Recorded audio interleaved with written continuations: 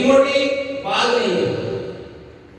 अगर सामान्य तौर पर सामान्य शब्दों में अगर इसको सुना जाए, देखा जाए, बोला जाए तो हम ये मान सकते हैं कि भारत में 3 दिवस हम मुख्य रूप से मनाते हैं।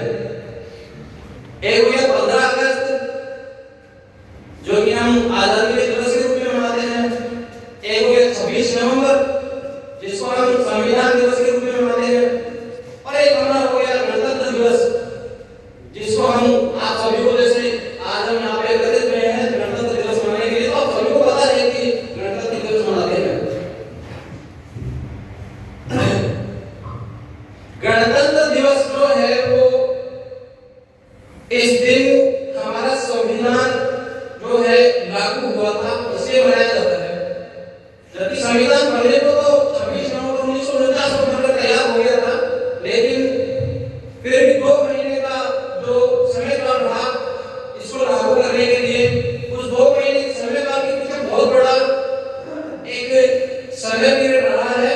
और उस समय पीरियड को हम लोग अगर छोटी मोटी या सामान्य तौर पर अगर समझे तो ऐसे कह सकते हैं कि आज से तकरीबन 95 या 100 साल पहले की बात है।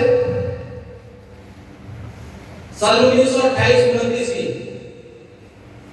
सन 1928-29 में जब भारत आजाद नहीं हुआ था, अंग्रेजों का राज था भारत के ऊपर, उस वक्त हमारे जो क्रांतिकारी हैं उन्होंने एक अच्छी पहल की हुई थी।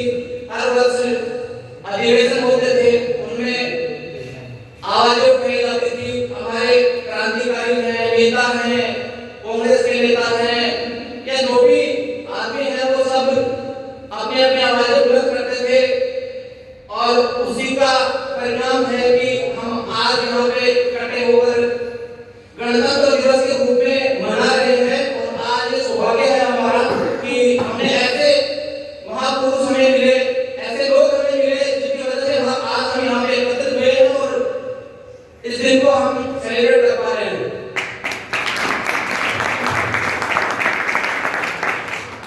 ये जो गणतंत्र दिवस है इसकी अगर हम पूर्ण डेफिनेशन देखें तो वो आज से नहीं, वो अगर 7 शब्दों में कहा जाए तो 100 या 95 साल पहले की मान ले। अगर उससे पहले इसका पूरा इतिहास जानना हो तो हम चाहेंगे फिर हमारा जो 1857 का विद्रोह तो नहीं है, हम तो विद्रोह नहीं कह सकते, वो लोग विद्रोह कहते हैं, हम तो क्रांति कहेंगे। हमारे लिए क्रांति है क्योंकि हमने आजादी के लिए वो लड़ाई लड़ी थी। तो इसकी शुरुआत 1857 की क्रांति से शुरू हुई है। 1857 में अपने क्रांतिकारियों ने जो क्रांति की, उसके बाद में अंग्रेजों को ये लगने लगा कि शायद हमें अब हमारी जो बात है नहीं पड़ेगी। अब भारत में शिक्षित प्रशिक्षित लोग हो गए हैं, अपनी आवाज बुलंद करने लगे हैं और अब इनको आजादी देनी होगी। लेकिन उस टाइम तक प्रॉपर रूप से अगर देखा जाए तो शिक्षा तो थी काफी, जो क्रांतिकारी थे उनमें भी थी, जो शिक्षित लोग थे उनमें भी थी, लेकिन पूर्ण रूप से अगर कहा जाए तो उस टाइम पे इतनी हमारी भारत में इतनी नहीं थी ताकत कि उसी टाइम पे देश आजाद हो जाए और उसी टाइम पे संविधान वगैरह का निर्माण हो और आजादी की परंपरा जो है वो शुरू हो। 1857 की क्रांति के बाद में अंग्रेजों को पता चला तो डायरेक्टली ईस्ट इंडिया कंपनी थी भारत में, तो ईस्ट इंडिया कंपनी से डायरेक्टली जो प्रॉपर जो ईस्ट इंडिया कंपनी से डायरेक्ट जर्मनी के ब्रिटेन में शासन ईस्ट इंडिया कंपनी का ब्रिटेन ने अपने हाथों में ले लिया।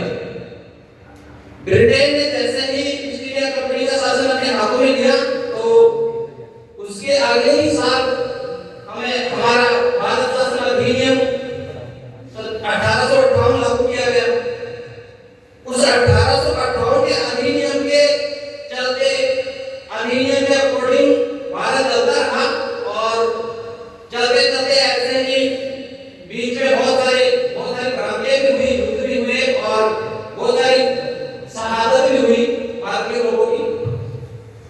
उनमें से 1858 के जो